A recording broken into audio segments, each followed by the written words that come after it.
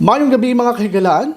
Ako si Chokoy of Wandering Cucina and the creator of A Filipino Story. And on behalf of Chef Marcos, our technical director dito sa A Filipino Story, welcome sa Talk to Chokoy podcast. And nandito na tayo sa ating episode 2. And before we go to the actual title ng podcast or actual topic sa podcast natin, I come prepared. May mga notes ako dito kasi the last time I had a lot of mistakes. First time natin yun at saka nahirapan ako sa kalisod.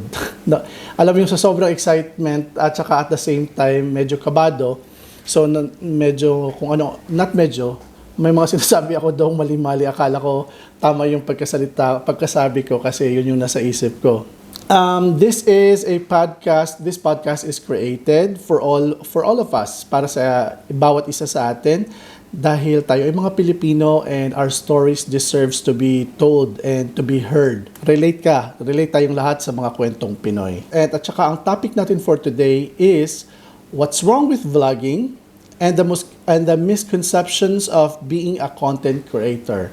So this applies sa mga bagong content creators, sa mga content creators right now who has been practicing it for quite a while, at saka sa mga followers or spectators natin dyan, lahat ng mga followers natin, that includes our friends or families, at saka yung mga hindi nakakakilala sa atin, or hindi alam kung paano o hindi alam kung anong buhay ang pagiging content creator. So, ito lahat covered to sa inyo. And also, this episode also goes out to all the businesses na nakikinig sa atin or who are following us or who are who support us, and for those businesses na natatakot na mag-approach sa amin. So we would like to say hi sa lahat ng mga nanonood sa atin, and maraming salamat po for watching, at saka shout out sa lahat ng mga content creators, mga co-content creators natin dyan, and sa lahat ng mga nanonood sa ibang bansa, sa US, at saka sa Canada, Australia, sa New Zealand, sa Guam, sa Malta, sa Saudi Arabia, sa Qatar, sa Oman, lahat ng mga kababayan natin dyan na sumusuporta sa atin. And please don't forget to share this podcast, this video, live video natin ngayon, para maraming makakapanood at saka maraming na ma-share natin ng mga ideas or kung ano man yung topics na feeling niyo you will learn something out of it. And at saka shout out sa mga nasa Pilipinas as well. Attorney Mark Opada, thank you very much for watching, Attorney. At saka sa lahat ng mga taga Cebu, by the way, and yung yung batch ko sa high school, batch 97, hello sa inyo. At saka sa batch 2001 sa San Jose Recoletos. Please support us dito sa A Filipino Story. Okay, so i-recap ko lang yung last week natin na episode. So that was also last Monday at 8 o'clock in the evening. May corrections lang ako sa mga sinasabi ko kasi when I was listening to it, may mga na-miss out ako or na-misinform ko kayo sa bilis ng pagsasalita ko, at the same time doon sa akala kong iniisip ko yun pala, kung yun yung sinabi ko sa inyo or nasabi ko. So, yung previous natin is, I was afraid to start content creation and this happened. I would like to correct myself, although sinabi ng post na ako doon sa ating webpage, sa page natin dito sa Filipino Story. I misinformed. Instead of saying na University of Southern Philippines, sasabi ko University of the Philippines, nakulangan ng Southern. Kasi akala ko yung nasabi ko na Southern Philippines. USP ang ibig kong sabihin. So I went to USP Mabini. That's grade 1 and grade 2. And when in college, and I think nasabi ko ang nasa isip ko is University of San Jose Recoletos. Instead, I said the University of San Carlos. I went to San Carlos as well, pero postgraduate study, which was the special education. Yes, yung first term ko lang kinuha yun. But all my 4 years in college with a degree of AB Mass Communication, major in Broadcast Journalism, doon ko po yung natapos sa University of San Jose Recoletos. Yun. Clear na po yan. And I know wala namang nababash, wala pa naman. And I hope not. I hope wala, pero I just want to make that clear, especially for those who watched it last time. And yun na nga, let's do a quick recap doon sa sinabi ko sa episode natin last time, which, yun, nag-view pinapanood ni Chef Mark yung ano. So, quick recap of last week's episode. So, the title of that last week's topic was, I was afraid to start content creation and this happened. So, dahil sa nangyaring yun, I was really afraid na kung ano yung mga reaction ng mga tao, especially yung mga, siguro, of course, maiisip mo yung ano sasabihin ng kaibigan ko, ano sasabihin ng kapitbahay ko, ano sasabihin ng mga kamag-anak ko, anong sasabihin ng mga colleagues ko. And will this affect my work, yung mga ganyan. As long as you don't take anything from your work to vlogging, depende na lang kung gaano ka-stricto yung trabaho nyo, some workplace would actually allow you to vlog depende sa niche nila or depende sa business nila because they also need marketing. But in my case, hindi ko na sinama yan kasi we are in an office, so probably some snippets of the life during lunch, pero as much as possible hindi ko na sinama yan. But yes, I was afraid kasi hindi ko alam kung anong sasabihin or mariretain ko ba o masusustain ko ba yung pagiging content creator. Masusustain ko kaya yung mga topics na ginagawa ko. Yun yung mga takot. But tibayan lang ng loob, I stick to our niche, kami ni Chef Mark. And then yun, tuloy-tuloy hanggang ngayon. And that's where we are brought right now dito sa isa-isa naman nating page na A Filipino Story. And isa pa, we didn't delay sa pagsimula ko, although delay na rin yun dahil at that time, marami ng mga sikat na content creators. And isa sa mga talagang hinahangaan ko na content creators at that time is the late Lloyd Cafe Cadena, may he rest in peace. Ayun, napaka-bubbly na personality niya and very genuine, at doon ko natutunan sa kanya yung mga inspiring words na galing sila sa hindi naman squatters, pero alam mo yung dikit-dikit na bahay until dahil sa pagba-vlog niya, they were able to move to a new house until nga COVID happened. Yun, he passed away. And doon ko natutunan din yung salitang kung pagod ka na, wag kang titigil. Kung na-disappoint ka, na-discourage ka, wag mong itigil dahil you have to continue. Pagpahinga ka lang. So, yun. Isa sa mga napaka thoughtful at saka napaka-importanting mantra na in-apply ko sa buhay ko, especially as content creator, namin as content creator. And dahil sa tibayan ng loob, nakikipag-usap na kami sa mga businesses, we were able to build connections. So ito na yung mga nangyari after we really went ahead with content creation. Kahit medyo natatakot kami, yun na yung pag-building ng community namin sa businesses, sa business community, sa Filipino communities dito sa Abu Dhabi and even sa Dubai somehow. And at first we were scared kung may manonood ba or wala sa mga videos namin. But dahil sa pagpupursige, and we believe that there will be a niche doon sa ginagawa namin ng pagluluto and all that stuff related to food na may manonood rin eventually. You'll just have to maintain your niche. Kung ano talagang nasa puso mo, kung ano talagang gusto mo, you just have to continue. Kasi eventually you will actually find your following. You will actually find your tribe. Yun nga sinasabi nila. And we were scared as well kung we were scared as well na kung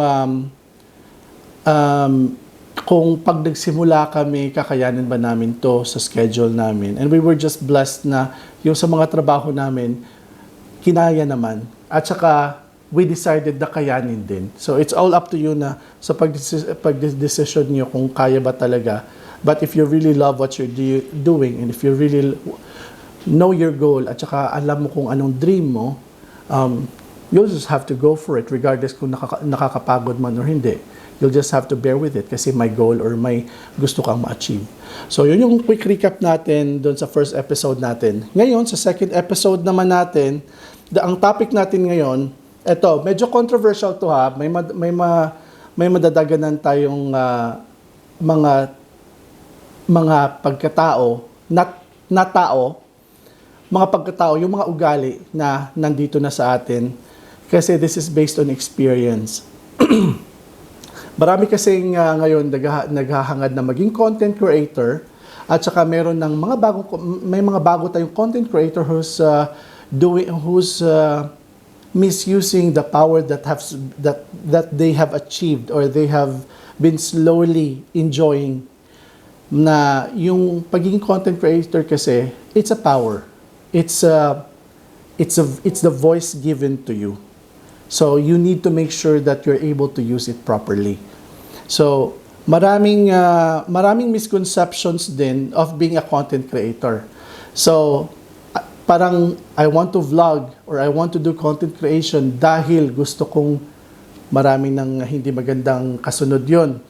Tapos people would also think that content creator yan or vlogger yan. So medyo ganito yan. Mayabang yan. So, maraming mga misconceptions. Our topic for today is what's wrong with vlogging and the misconceptions of being a content creator. Now, sabi ko na yung mga points earlier, yung sino yung mga key people players dito sa sino yung mga key players natin dito sa dito sa topic natin, yung aspiring vloggers, yung mga new vloggers, at saka yung, let's skip about the new vloggers. Yun na lang aspiring vloggers kasi yun yung pinaka-importante. So, at saka yung mga spectators natin, yung mga followers, yung mga misconception nila towards vloggers, at saka yung misconception ng mga business partners natin or yung mga sponsors o yung mga businesses na gustong magpa-vlog. Tapos, ano yung maling mga iniisip nila towards content creators. Now ngayon, mag-start tayo sa aspiring vloggers. When I started content creation, I never thought of magiging libre sa mga restaurants. I will have free access to this, I will have free access to that. Although in me, I was scared na baka, alam mo yun, palagi akong baka mas makakagastos ako para makagawa ng content. Isa yun sa mga naiisip namin. And baka, yung isa din sa mga iniisip namin, baka alam mo yung hindi kami pwedeng mag-vlog doon sa lugar na yan kasi UAE is a different place. But recently, since the rise of the social media and the content creators, they love vloggers, content creators, kahit anytime pwede ka mag-vlog. Pero may mga may mga restaurants pa rin or establishments pa rin that doesn't allow you to do videography. So ngayon, ito yung mga misconceptions ha. Maraming mga content creators sa natin na they think madaling maging content creators or madaling maging vlogger. So I'm going to talk about some of the misconceptions. So ito, I should have thought of this in the past days, pero ito yung, I have been thinking about this in the past days, so ito yung mga nasulat ko. So, akala nila madali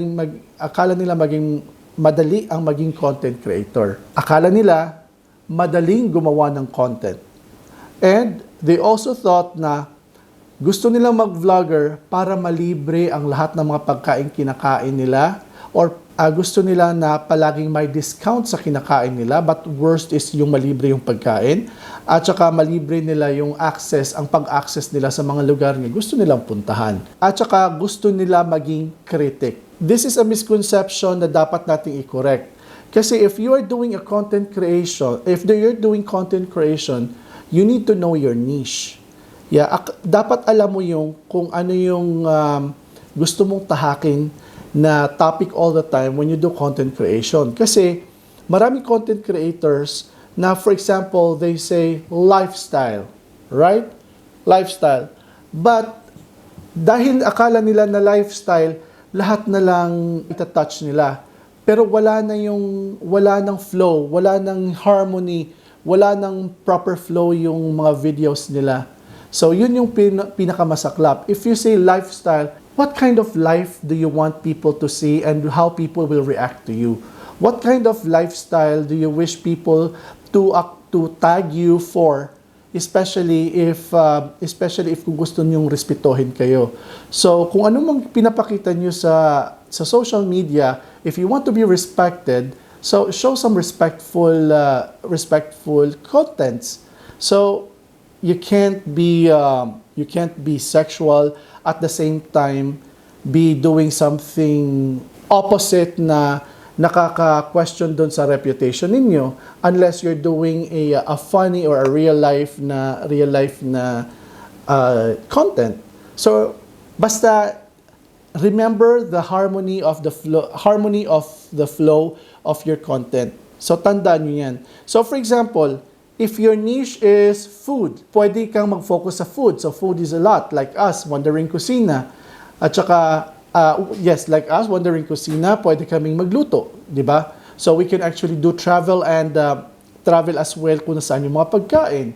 And as you know, we have been going around restaurants also. Just a moment, guys. Di ba 24 minutes yan? Or 40 minutes? 23 minutes. So 30 minutes. Okay. So isa pa to. This is one of the things na hindi madaling maging content creator kasi we have, right now at the same time we're recording this in the camera and at the same time live to. Ang recording namin sa isang DSLR namin sa M50, ang capacity lang ng isang length ng buong video is 30 minutes. At ayaw namin paabutin ng 30 minutes kasi biglang maputol. So, every now and then, after 30 minutes na naman, magsa-stop na naman tayo dahil kailangan i-pause and i-stop and play na naman yun. So, these are things na you have to be aware of na you need to know what you're doing. At saka you need to know on how you can do it. And by doing so, you need to learn the basics. And you have to research for it. So again, hindi madaling maging madali ang maging content creator. Hindi po madali. Ang answer for that, blah, blah, blah, blah, blah. Ang answer to that is hindi po madali. Dahil you have to think of your niche. Tapos for example, nasa fashion ka, you have to be creative. Kasi videography is about creativity, content creation is about creativity. You need to be harmonious on your delivery. Yan. And think about if kung sustainable ba yung sustainable yung niche nyo. For example, wala kang pera pero ang niche mo is travel, 'di ba? Saan ka kukuha ng pera mag-travel all the time na papuntang ganitong bansa, then ang target mo pa is ibang bansa? Well, I've tried that. This is the reason why na we have thought so much of what content we should be doing. We love traveling, but because of budget constraints, we won't be able to sustain it unless you can do micro-vlogging of the places you've been around in the UAE or where you are right now. You bring them, yung mga sustainable, yung mga micro-vlogging, and then bonus na lang yung, for example, if your page or if your channel gets a lot of views tapos marami ka ng pera, that's the time na pwede ka ng bonus na lang yung lumipad ka papuntang Japan, Taiwan, mag-New Zealand ka, mag-Amsterdam ka, and mag-US ka or Europe ka. So, yun, bonus na lang yun. So, yun, you need to be consistent and you need to make sure that sustainable yung topic nyo. And the next one, madaling gumawa ng content. In respect sa mga content creators na especially yung mga super sikat na content creators or naging sikat na content creators tapos biglang nawala kasi hindi na sustainable yung contents nila. Dahil, for example, naalala nyo yung may kumakain ng ganito, kumakain ng ganyan. Healthy ba yan? Number one. Number two, do you know what health hazard are you getting yourself into? So, it's not madali na gumawa ng content, especially kung nakulang ka ng creativity. Now, always remember na your viewers will always be watching you for fun videos. But you feel that marami kayong videos dahil sa viewers dahil sa ginagawa nyo, but you are actually harming yourself. So, hindi na siya sustainable. So, ang kawawa niyan yung katawan nyo at saka yung mental health nyo. Kasi you've been wanting so much na sumikat kayo at magkaroon ng pera, pero at the end, maanong magagawa ng pera nyo pag naparalisado ka na dahil sa mga pinagagawa mo, di ba? And there was even one content creator outside UAE or outside Philippines na nagpa-leg extension.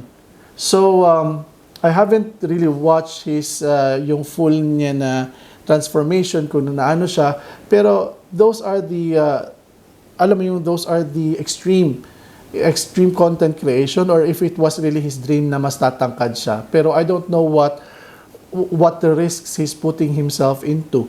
Pero it's if that's the kind of stuff that you want to watch, please go ahead. But please remember to take care of yourself. You don't need to really follow them all the time. Tapos yung content creation, guy, when you make content creation, you need to be specific. You need to make sure that you have a schedule of posting. You also have a schedule kung kailan kayo mag-shoot. You need to have a schedule para mag-edit. Hindi po madali yan. Kasi you need to focus on your time. You need to spend time. For example, kami as Wandering Kusina, we need to think of what kind of recipe we need to make for the next video. So brainstorming na kami niyan. We are using another application wherein kung may maisip kaming recipe, ilalagay lang namin ni Mark doon. I-check namin every now and then kung may bago bang naisip. And from there, we're going to choose the recipe that we're going to cook for the weekend. So nagsushooting kami. Shooting day namin is always Saturday. So Saturday, 2 recipes yan. And then especially for example, like nung Christmas, as much as possible, on a weekend, makapagluto kami ng 3 or 4, maximum 3 actually. Extreme na yung 4 kasi nakakapagod talaga. Yun pa, when we shoot, it's not easy kasi nga nakakapagod. And after that, we need to take rest. After that, i-edit pa namin yan. So ang pag-edit namin is this from Monday kasi we make sure that somehow we spend Sunday as a rest day. Tapos nag-i-edit na kami starting Monday like today. So nag-i-edit siya kanina kasi siya yung walang pasok kanina kasi night shift siya. So yun yung hatian namin sa oras. Siyang first nag-i-edit. Imagine na lang kung ako lang mag-isa or yung mga content creators na sila lang. So first nag-i-edit siya ng first na step na nag-i-edit, then ako yung pangalawang nag-i-edit. So we have to make sure Monday, Tuesday edit yon kasi Tuesday night ako natatapos noon for posting ng Wednesday. So kung matapos man yan yung part niya sa pag-edit on Tuesday, so Tuesday night akong gagawa nun, pero Tuesday daytime, dapat nakapagsimula na siya doon sa pangalawang video. Tingin ako ng tingin kasi si Chef Mark nasa taas. Kala ko naghihilik. Yan yun, hindi madaling gumawa ng content. So how much more yung mga content na travel, or how much yung content na they have to be fashionable. So, magkano yung perang dapat ilabas para maging fashionable? Or unless you want to have you want to show sustainable fashion. So, it's all up to you kung ganyan yung niche nyo. So, ito yung sa mga aspiring vloggers pa lang. And then, may iba pa, gustong magpa-vlog dahil libre. At saka para lang maka-access sa lugar na para libre sila. Magiging libre kayo sa mga pagkain if may reputation na kayo sa market na maayos kayong content creators. Don't expect na bago ka pa lang, expect na libre ka na kaagad. Unless you introduce yourself like, hi, I'm ganito, I'm a content creator, and I wish to help you with your business. So don't expect na magpapabayad ka kaagad niyan. So kasi bago ka lang, you need to show your potential. Kailangan mong you have to make sure na may capability ka na magiging malaki yung reach mo. So, don't expect na babayaran ka kaagad. Don't expect na libre ka kaagad. Now, kung mag-vlog ka para malibre ka, that's a wrong motive. Now, kung mag-vlog ka tapos hindi ka marunong mag-picture man lang, hindi ka marunong magsalita man lang, hindi ka marunong na magagawa mo tong ma-explain mo ng maayos yung pagkain or ma-explain mo ng maayos yung ginagawa mo. You have to think twice kung bago mo gawin yan. Bago ka mag-offer ng services mo. You have to start right there on your own. Kung ano man sa paligid mo. i-train mo ang sarili mo na ikaw lang at put it on the camera, i-post mo pa rin yan kasi that's part of your training. Kasi maraming mga content creators din, like I hate listening to myself before. I hate listening to myself when I hear myself doon sa video. Ayaw ko rin makita yung mukha ko at that time kasi sobrang stiff ko magsalita, sobrang unnatural yung galaw ko, hindi ko masyadong basta ayaw ko yung makita yung pagmumukha ko sa TV. So, yun, isa yun. Your training starts from the time you start rolling the camera at saka listening to your voice. Now, pag ayaw mo makipakinggan yung boses mo, learn from someone else like by listening, by going to TikTok or kung sino man yung mga favorite na content creators mo, get their style.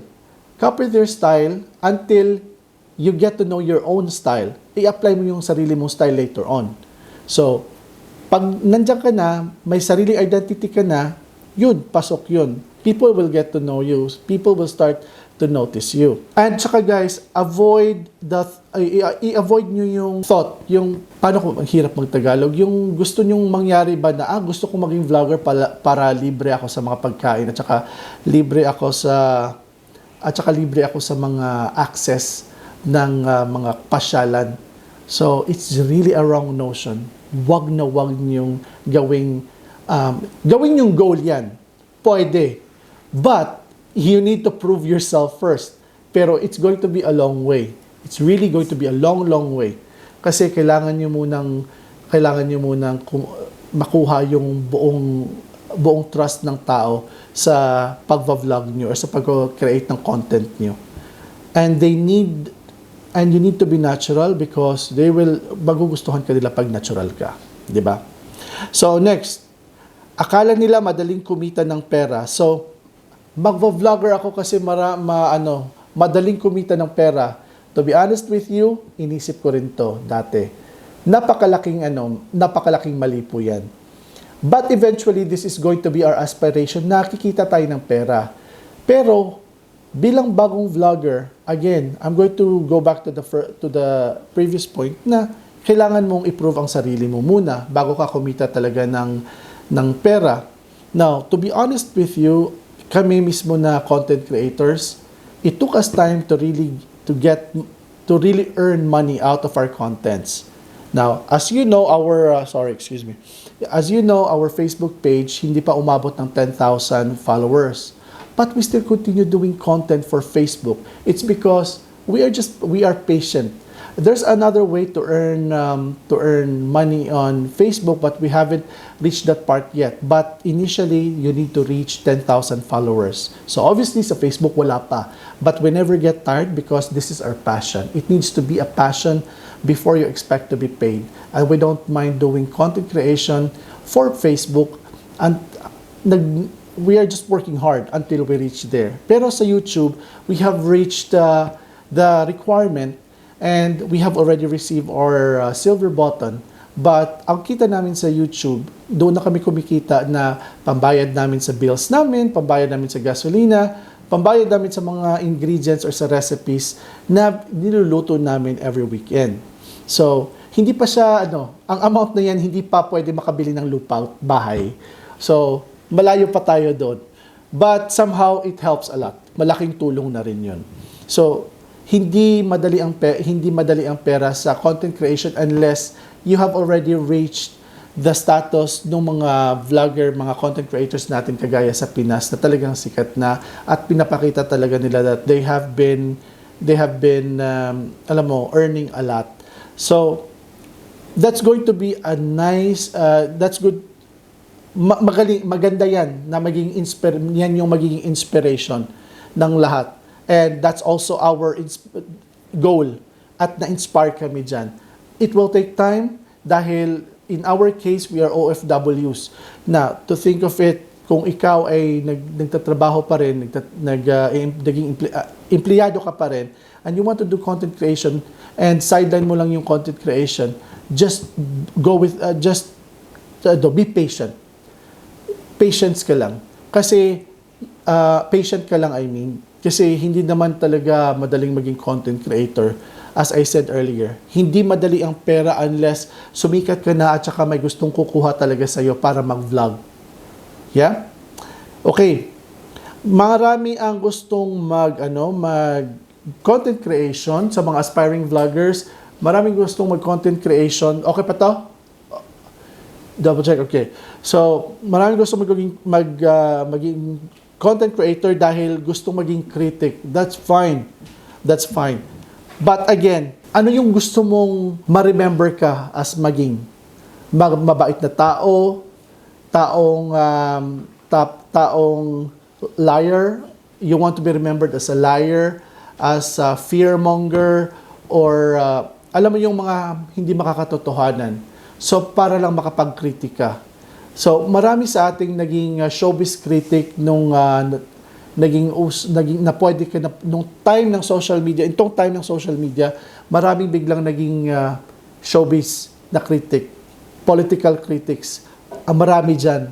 Maraming naging bayaran na critic against the administration or against their political party para lang magkapera. I understand, kailangan natin lahat ng pera, pero ano yung maibahagi mo sa mundo? Ano yung magiging gusto mong ipamana sa mga kabataan, sa mga sumusunod, sa mga anak mo, sa mga pamangkin mo, sa mga apo mo, sa mga bata na nakapaligid sa iyo? So anong gusto mo mong ipamana? Being a critic, you need to make sure na you have the information, tamang information to go against this person. So, hindi madaling maging critic din. At saka, don't make it a point na maging critic ka rin. Share some good news, share some insightful words para maging maganda naman tong mundo natin kasi medyo magulo na siya, 'di ba? So, don't just be a critic. So, ngayon, to summarize that part para sa mga aspiring vloggers natin, so, think of the niche kung ano talagang gusto nyo. Dapat sustainable siya. Now, focus on your core and passion to help you decide which content you want to pursue in the long run. Maraming salamat kay Tooth Sam Ryan who's shared this with me. And kailangan nyong magkaroon ng budget. Kailangan ready kayo sa budget na ilalabas nyo. Now, for example, nagsa-start lang kayo ng video, nagsa-start lang kayo ng content creation, tapos yung video nyo, yung cellphone nyo, as long as may camera at saka may memory yung cellphone nyo, okay yun. Because we started using a Samsung phone. So later on, nag-invest kami sa sa microphone, sa lapel. Doon kami para mas gumanda yung boses na lumalabas doon sa video. Then next naming ininvest are the lights para mas maganda yung itsura namin sa video. And then next is nag-invest kami sa camera na mismo. And then later on nag-invest kami sa editing software. Honestly, mga ka-wonders and guys who are watching us right now, when I started content creation, naghahanap ako ng libreng software. And ginamit ko is DaVinci Resolve. So, yun yung libreng software na pwede nyo gamitin na walang watermark. Ngayon, meron ng CapCut. Tanggalin nyo lang yung dulo ng CapCut na logo. So, pwede din siya. Okay, ngayon, doon naman tayo sa So, tapos na tayo sa mga aspiring vloggers. So, yung lahat ng gustong mag-vlog na hindi pa nakapagsimulang mag-vlog, okay na ba tayo doon? Understood na tayo? Nagkakaintindihan na tayo, di ba? Okay na tayo? So, don't make content creation as an excuse para lang makalibre ka at saka makapag-access ka ng libre doon sa mga gusto nyong puntahan. At saka, hindi madaling maging content creator. So, ngayon, doon naman tayo sa mga spectators or yung mga followers natin. Anong mga misconception nila towards vloggers or mga content creators? Please don't forget to like this video, put your comments down below at saka share it to your family and friends. For those who have just tuned in right now, ang topic po natin is what's wrong with vlogging? And this is about the misconceptions of being a content creator. So we have already talked about the aspiring vloggers, kung ano yung mga conception ng mga gustong maging vloggers, kaya sila gustong maging vloggers. Ayun pala, gusto din nilang sumikat. Wala problema dun sa sumikat, pero hindi po kadali yung sumikat. Pero pag susikat naman kayo na buwis buhay, baka doon kayo sumikat pag may nangyari na sa inyo. Wag naman sana, pero please don't do that. It's not advisable. So let's go to the next topic, which is yung expectations naman, yung misconceptions or yung mga spectators natin, what are their concepts or what are their expectations na pagiging vlogger pala?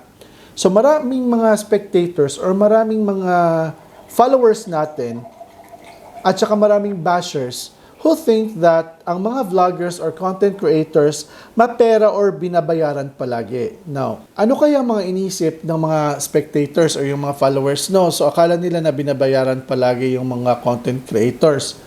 Now, depende sa reach nyo at saka depende sa following nyo, may mga businesses talaga na magbabayad. So, walang question doon. Pero, hindi lahat ng content creators binabayaran. May iba dyan, kawang gawa. May iba dyan talagang sumusuport lang sa business. At saka may iba dyan na for the sake of content. At saka doon sila kumikita sa video, sa views na na-generate nung sa video nila sa social media. So for example, yung sa Facebook. Ang sa Facebook, if yung pumunta lang sila ng karinderya para kumain tapos gumagawa sila ng content, binabayaran nila yung karinderya na yon. Pero doon sila nagva-vlog. Pero si karinderya hindi nagbabayad sa kanila kasi it's all for the vlog. So, ang kita nila doon na sa pag-generate ng video. So, nasa sa inyo yan kung kayo mismo ang nagfa-follow sa kanya at saka ilang beses nyo sila pinapanood or kung ilan din yung nanonood doon sa video na yon. So, not all the time, binabayaran po ang content creators. Pwede na lang yung talagang may pangalan na sa industriya. At saka somehow yung rising at saka marami talaga nanonood din. Yung reach nung ano. Ang ibig sabihin yung reach, kung gaano kalawak yung naabot yung video niya. So, that includes the views. So, that translates to views kung ilan yung millions o ilan yung thousands, hundreds of thousands yung nanonood sa video nila. So, yun. Now, akala nila na mayayabang or feeling entitled ang mga content creators. To be honest with you, there was a time na nung nag 20,000 subscribers lang yata kami, somehow may pagkaangas na ako noon. Parang sabi ko, ang kapal na mukha ko, naging maangas ako, tapos 20,000 subscribers lang sa YouTube. Tapos sa Facebook, napaka-konti pa lang ng followers namin sa Facebook noon. There are times na pag may nakakilala sa'yo, you are honored. But always remember, take this from us. If may nakakilala sa'yo, you have to thank them. You have to feel blessed na may nagsimula ng nakakakilala sa inyo. Don't feel the entitlement na, ay, may nakakilala sa akin. Dapat ganito, dapat ganyan. But make it into a positive, ikabig mo sa positivity, sa positive side yun more in, ay, may nakakilala sa akin. And I think I should be, I should be able to do more content in a more positive way na mas marami pang matutunan yung tao ng mga contents ko. Dapat uplifting yung content nyo or dapat may matutunan yung mga tao sa content nyo. Yan. So, another misconception, palaging libre lahat. No. So, sinabi ko na earlier, maraming content creators na pumupunta sa restaurant for the sake of content. Marami ding mga content creators na ina-approach ng mga brands or ina-approach ng mga businesses to do content for them tapos X-deal. Meaning X-deal, wala silang bayad sa content creators but they eat for free whatever they have in front of them. Kung ano yung mga siniserve doon sa hapag nila, yung mga pictures, yung nakikita nyo doon sa video, yung nakikita nyo yung mga pictures na tinitake nila na sobrang daming sa hapag kainan nila. So, yun yung mga X-deals nila. And we have tried that at saka ang mali lang namin noon, wala kaming dinalang kasama kasi hindi din namin in-expect na ganon karami. And hindi naman all the time libre yon. Let's take each point one by one. So number one, yung mga food na kinakain namin, depende pag in-approach kami ng business, libre yon. So we always tell them na if you want us to vlog, help us to help you. So kung gusto nyo, ilapag nyo lahat ng mga bestsellers nyo, ang mga food nyo na gusto nyong i-boost. So ang ginagawa nila, nilalabas nila lahat para may lumabas tong item na to na ma-market. Like dapat for example itong magic water na to, kailangan lumabas to sa video din na may magic water sila. So for example, meron silang mouse cake, ganyan. So dapat ilabas din nila yan para mapakita na may mouse cake sila. So kahit hindi siya best selling, basta ilalabas nila, mabigyan ng publicity. So eto na nga, nung nangyari doon sa pumunta kami ng LA, isang restaurant doon, we were expecting na ang ilalabas lang nila na pagkain is like less than 10 items, tapos hindi maramihan. Ang nilabas nilang items, I think it's almost 20 items na sobrang dami na nahirapan kaming ubusin. So buti na lang, yung mga barkada naming taga-Alain, sila yung tumulong sa amin na maubos yun. So, if you've been following us dito sa YouTube channel namin or sa sa Wandering Kusina namin na video, you'll see na isa sa mga old namin na mga entry, nandoon yung marami kaming grupo. Hindi libre lahat hindi libre lahat. So, you are blessed if may mga businesses na invite sa iyo and they're going to spread out all their dishes sa menu, but you have to be prepared and you need to speak to them properly kung anong gusto nilang ipalibre, or anong gusto nilang i-prepare para ma-publicize. So sa lahat pong mga spectators diyan, mga followers namin, hindi po libre lahat ng mga kinakainan namin. And if we're going to do some food content from the restaurant, yun po most of them binabayaran po namin. And we want to help the Filipino restaurant industry here, especially yung mga small, medium enterprise, SMEs, tulungan sila na para umangat at makilala sila. Kasi it's a good thing na marami na ngayong mga Filipinos na nagbi-business, especially restaurant.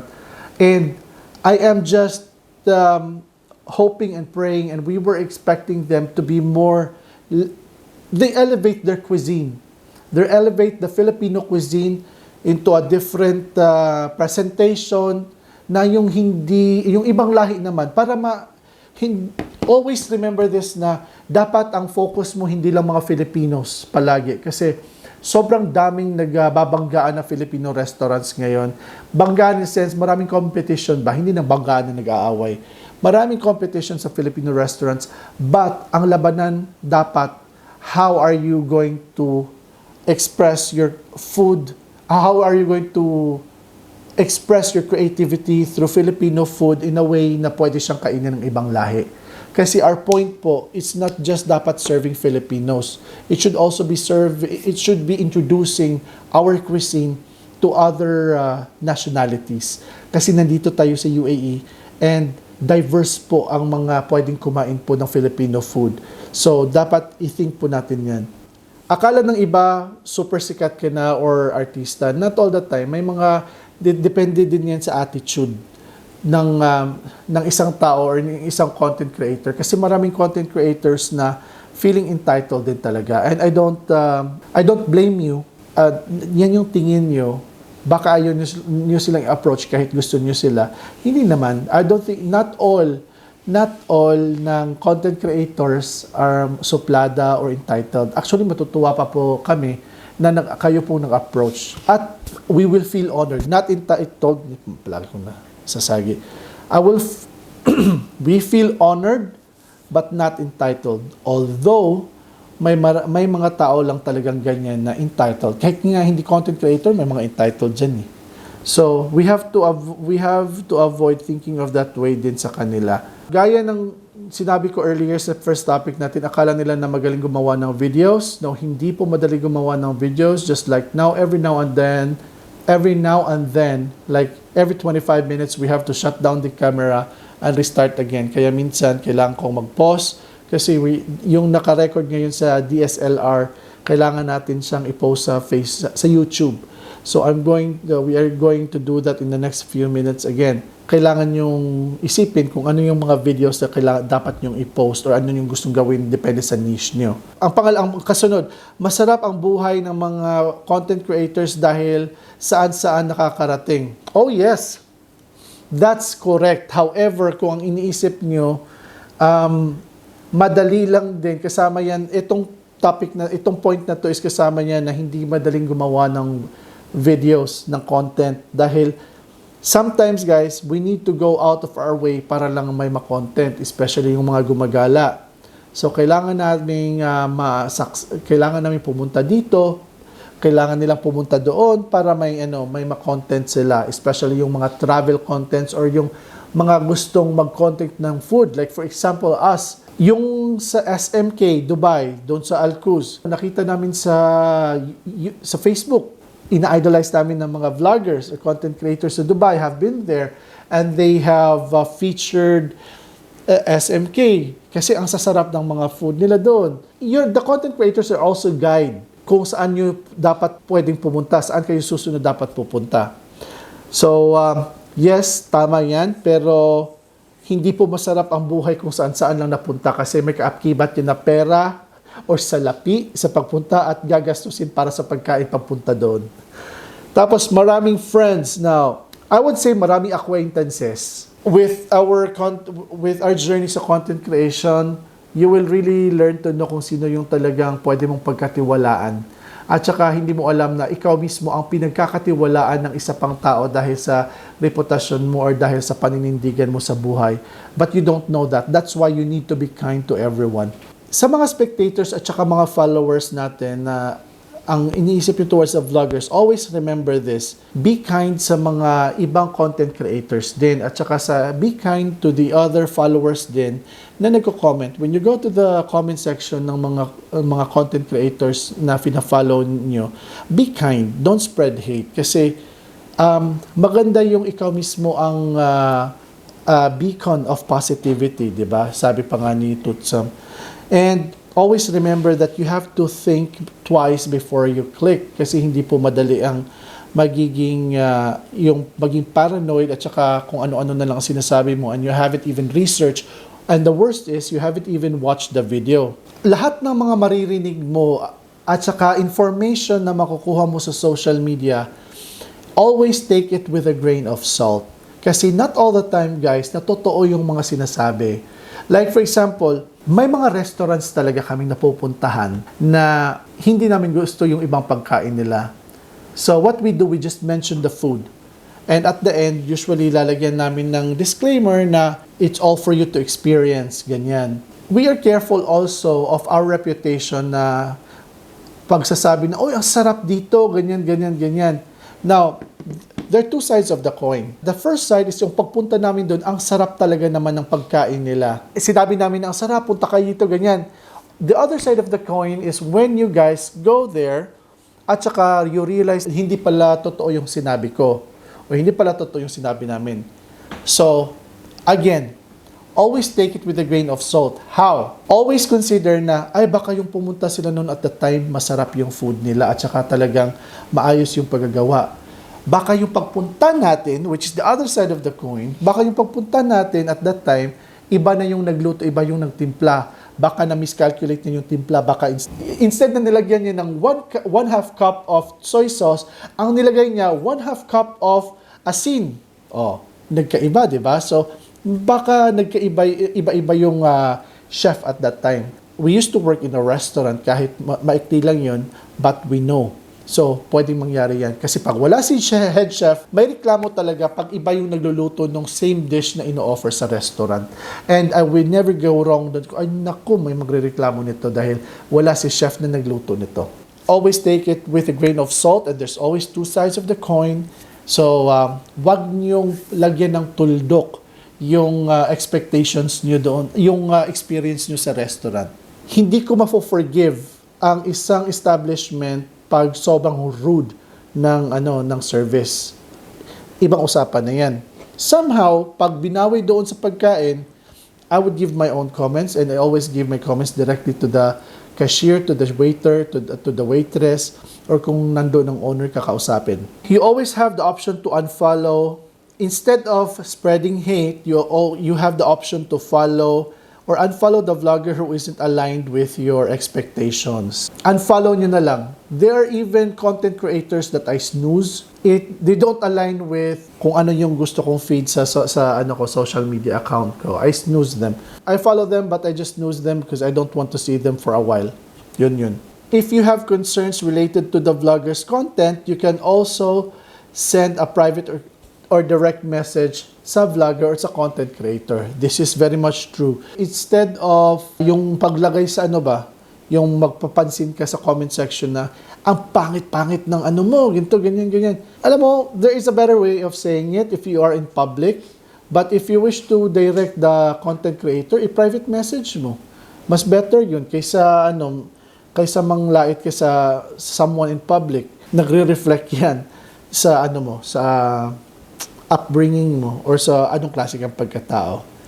Okay, I promised myself that when I'm doing this second podcast, hindi ako magmamadali. Sa pagmamadali ko last time, marami akong namimiss. At saka mali-mali yung sinasabi ko. So, I'm not so sure if may nasabi na akong mali, but anyhow. So, ngayon, ito naman para sa new vloggers naman. Hindi aspiring, but new vloggers who are just into the business.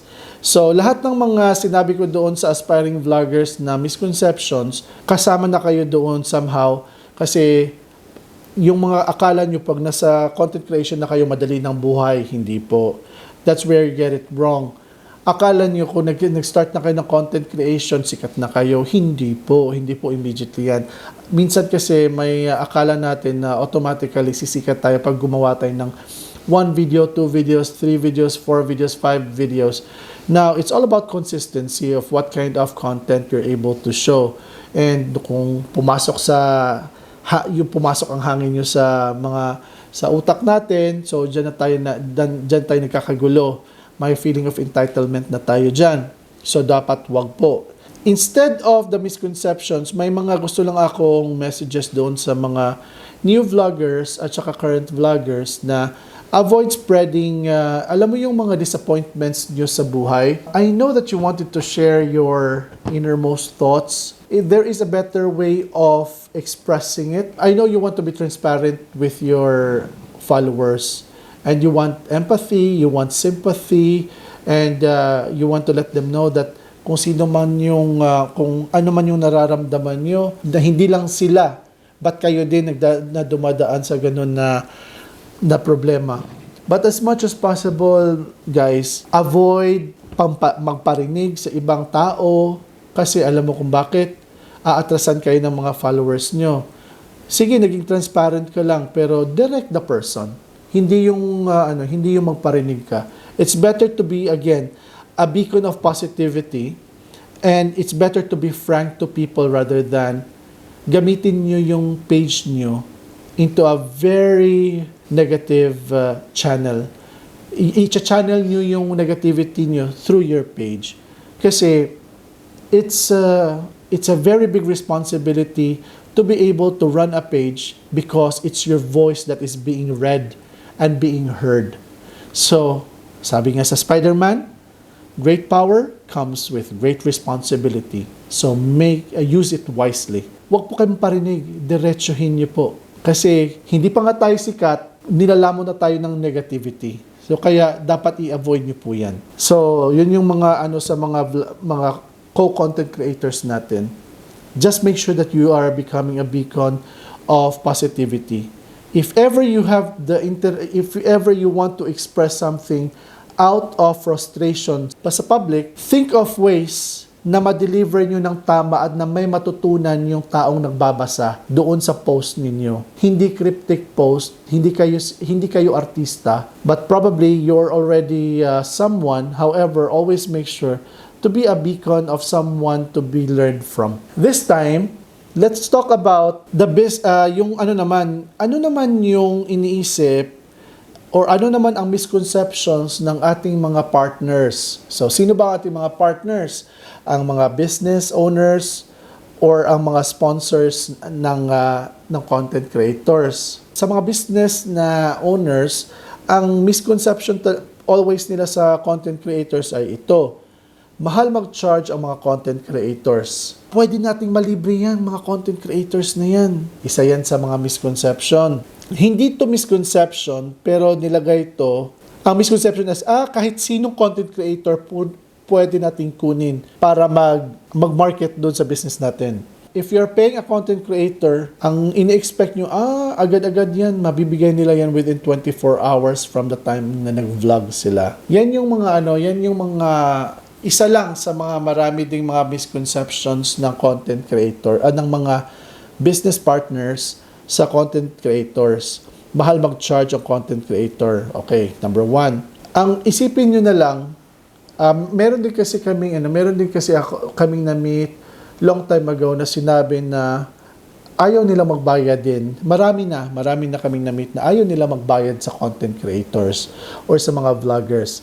Unfortunately, ang time po ng content creators at saka vloggers, especially those who are persistent or religious sa passion nila, like for example kami, hindi lang po time, ang effort po ng pagva-vlog, ang effort ng pagsasalita, ang effort ng pag-edit, yun po ang binabayaran ninyo. Kasi kaya po kumukuha ang mga businesses ng content creators because they don't have the capacity, yung business itself don't have the capacity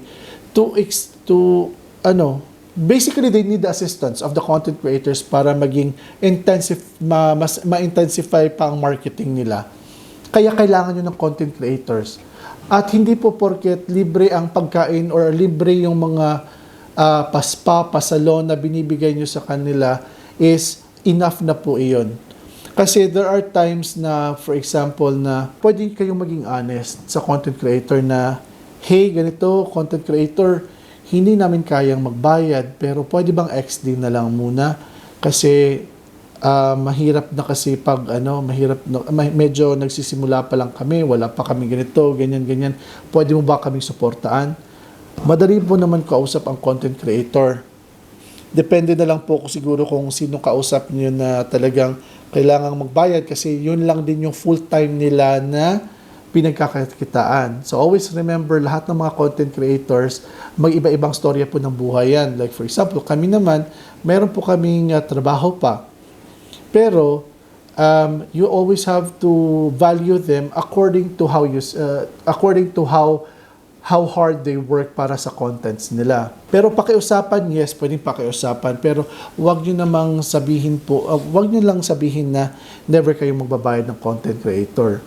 So, kasi minsan po, doon po sila nag-i-invest, like us, doon po kami nag-i-invest ng time and effort sa pag-edit.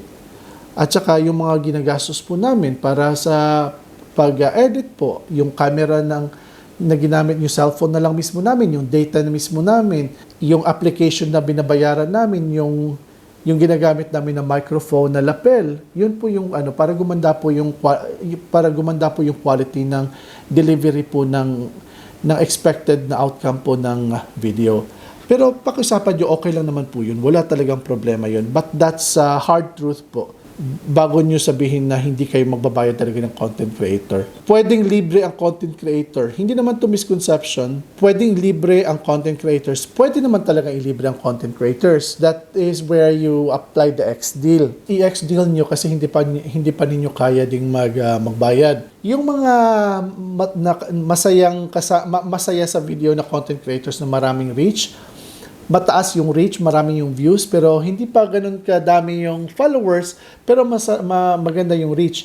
Try to discuss with them. Kausapin nyo sila kung pwede silang mag-X-deal, pwede silang makapag-vlog sa inyo, at saka ang i-offer nyo is food and services. Huwag nyo naman lang silang ilibre na wala kayong i-offer sa kanila. Kasi, again, nagbi-business kayo, sila somehow they're also aspiring na maging business din nila yung pagiging content creator. Kung suportahan kayo, like anong may offer niyo sa kanila at saka i-offer nila yung services sa iyo.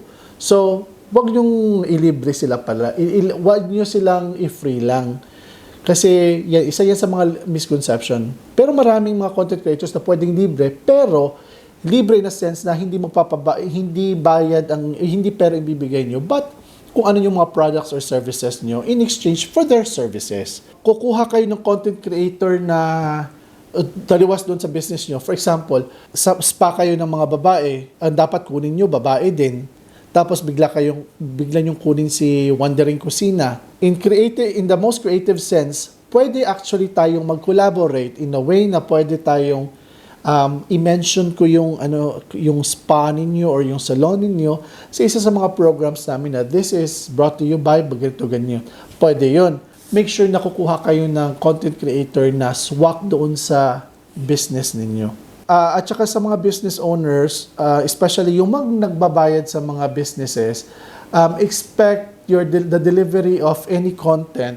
Depende pag-usapan nyo, pero maximum for us is 1 week kasi 1 to 2 minutes is madali lang yan. However, depende yan sa amount of content na gusto nyong ipagawa doon sa content creator. Kasi yung iba, double jobs yan. Yung pagiging content creator at saka pagiging empleyado. So you have to make sure na to give them time to produce the content. Value the time and worth of the content creator or the vloggers. Ito, napaka-importante ito. At saka, by the way, shout out sa mga lahat na nanonood sa Wandering Kusina Facebook page natin.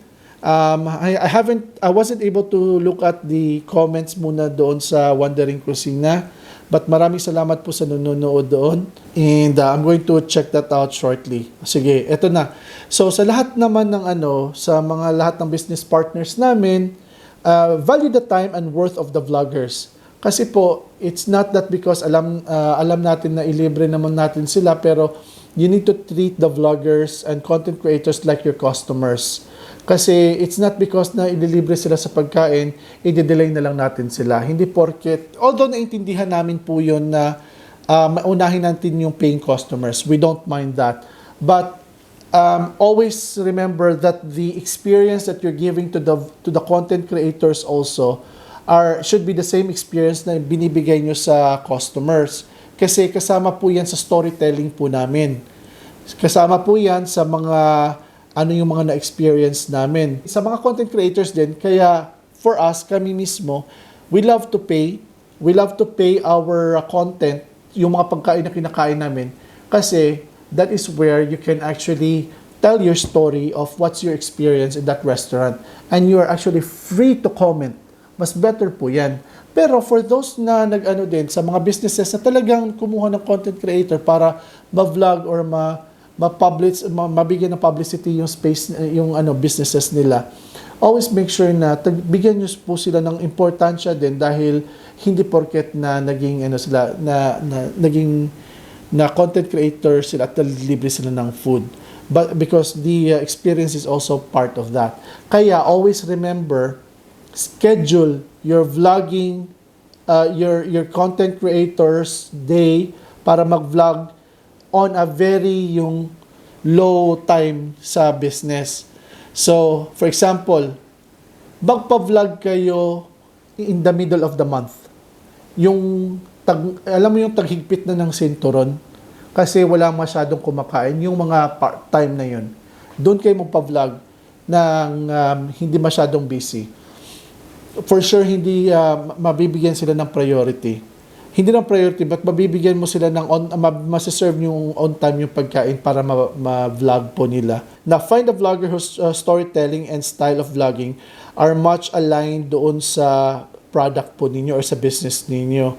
Tapos, there are a lot of options around UAE to choose from. Maraming mga vloggers dito sa UAE na pwede nyong pagpilian, especially sa Abu Dhabi. So, you can just put hashtag content creators or hashtag Filipino food.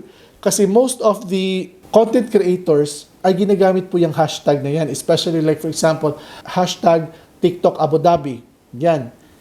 Pag type mo yan, lalabas lahat ng mga content creators mo at lahat lalabas yung contents ng mga creators na gumagamit ng hashtag na yon. So, doon ka pumili at saka i-direct message mo. Now, know that some vloggers, especially in Abu Dhabi, have also important things to do. Kaya kailangan natin i-value yung time ng mga content creators din kasi may mga pamilya po yan, may mga relationships, may mga anak na uuwian, at saka may mga trabaho po din yan kinabukasan. So, put that into consideration. And then be mindful that vloggers or content creators may not necessarily translate to positive figures or sales or number of customers. Ganito, that's the reason why you have to choose the content creators na talagang nabilong sa niche nyo.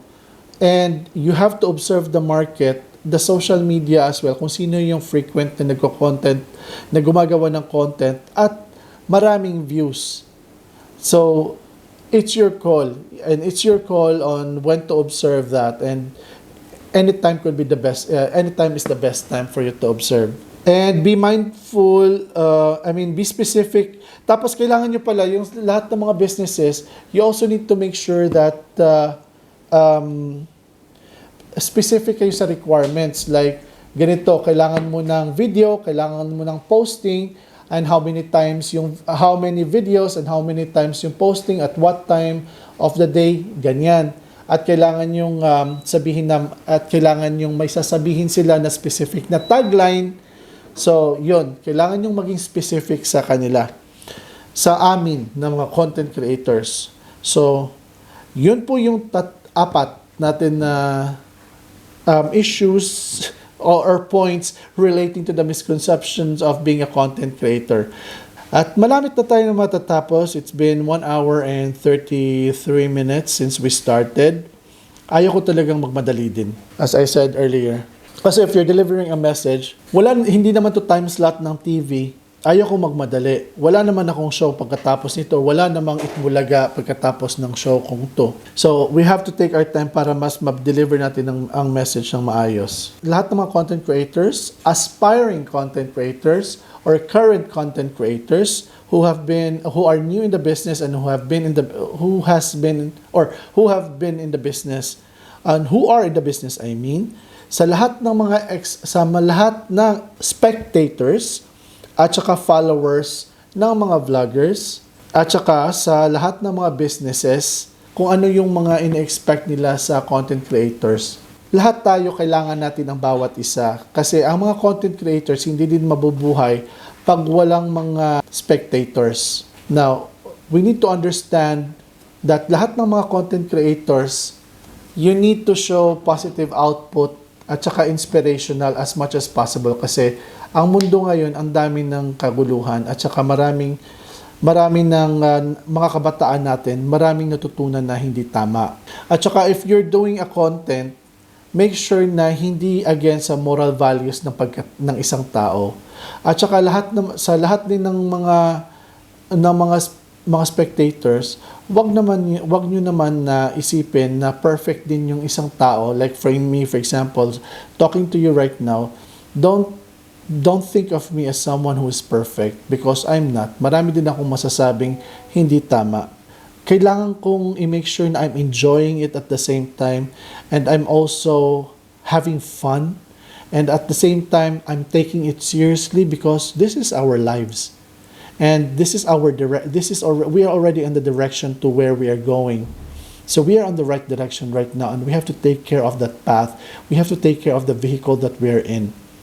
So, we have to make sure that along the way, pasasakayin natin yung mga tao sa mga positivity na dapat nating i-share. If you share negativity, trust me, it will come back to you. While you're still able, very much able, regardless of how old you are, since we're talking about content creation, you can start anytime you like. The dream is not over when you say it's over. Or the dream is not over unless you're dead. So on behalf of Chef Mark of Wandering Cucina, our technical director dito sa A Filipino Story, maraming salamat po sa pakikinig po sa podcast natin na Talk to Chakoy. This is the episode 2. Mapapanood nyo rin po itong podcast na ito na recorded sa ating YouTube channel sa A Filipino Story, Talk to Chokoy podcast na playlist. And please don't forget to like our videos, share it to your family and friends, especially sa episode na to na para sa content creators natin na mga kaibigan or if you're aspiring content creator. So once again po, thank you very much for watching. Ako si Chokoy of Wandering Cocina and the creator of A Filipino Story. I'm a Filipino and this is our story. Thank you very much for watching. Stay cool, stay safe, stay blessed, and peace. Daghang salamat.